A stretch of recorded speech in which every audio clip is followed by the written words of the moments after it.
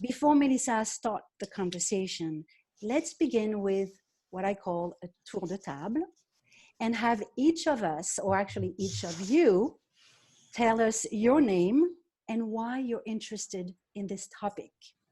Please try to be brief and keep it, if you can, under a minute. So why don't we begin with Agnes? Hi, I'm Agnes Callard. Why am I interested in this topic? I spend my whole life doing philosophy, so I'm very interested in what it can do for us. I guess my first immediate response to the question, can philosophy be the magic pill to heal society, is to kind of turn it on its head and say, suppose society were healed. Suppose it were healed of all of its woes, okay? And in fact, suppose it were even healed of the woe of death. So we're not even gonna die. Everything's perfect. What would we do? What would we do with all our time? We don't even have to work anymore. I think we would do philosophy.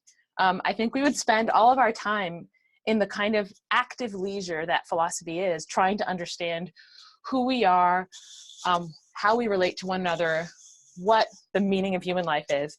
So I think it may be that philosophy can heal some of society's woes, but it's even more important fact about philosophy that it's what we would do if all those woes were healed. Thank you. Matt? Sure. Well, first of all, thank you so much for having me. And it's such a privilege to be around such amazing people. So I'm excited to dive into this conversation.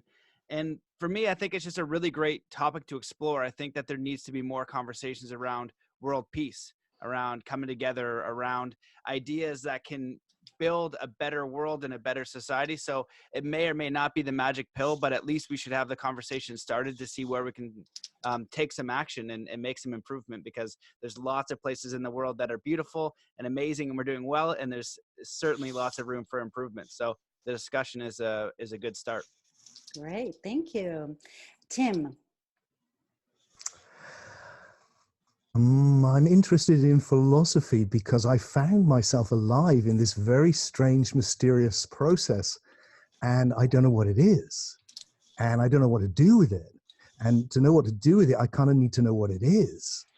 And so ever since I've had those thoughts, which were very, very early on, I've spent most of my time trying to work out answers to those and other philosophical questions.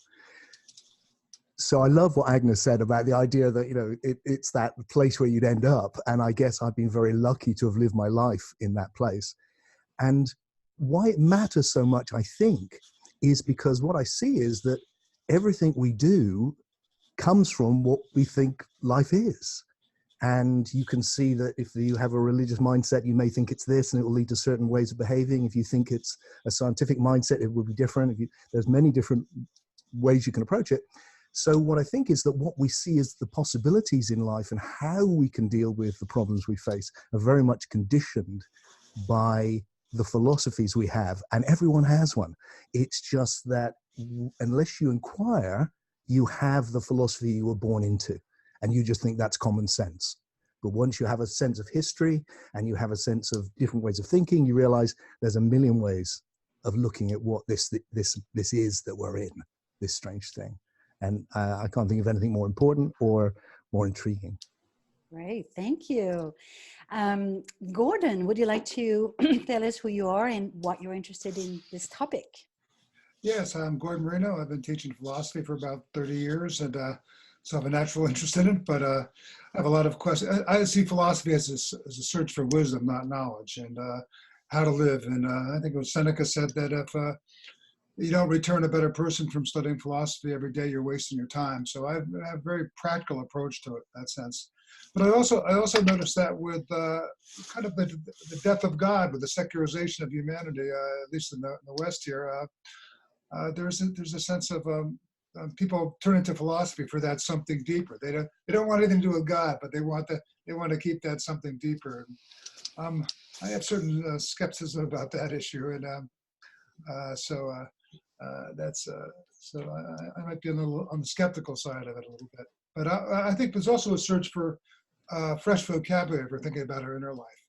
And as someone who works a lot in existentialism, that's what that intrigues me a lot. Okay, Great. Well, thank you very much. So it's almost like we're all already jumping into the topic. So, Melissa,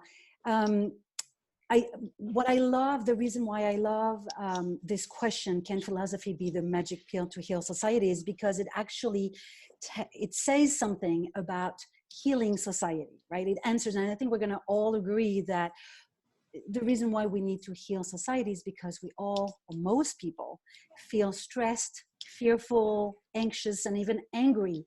And most will blame technology, social media, politics, business leaders, and even God. So there's no surprises that why we see an explosion of mindfulness practices and even a new interest in philosophy. I mean, after all, philosophy means the love of wisdom.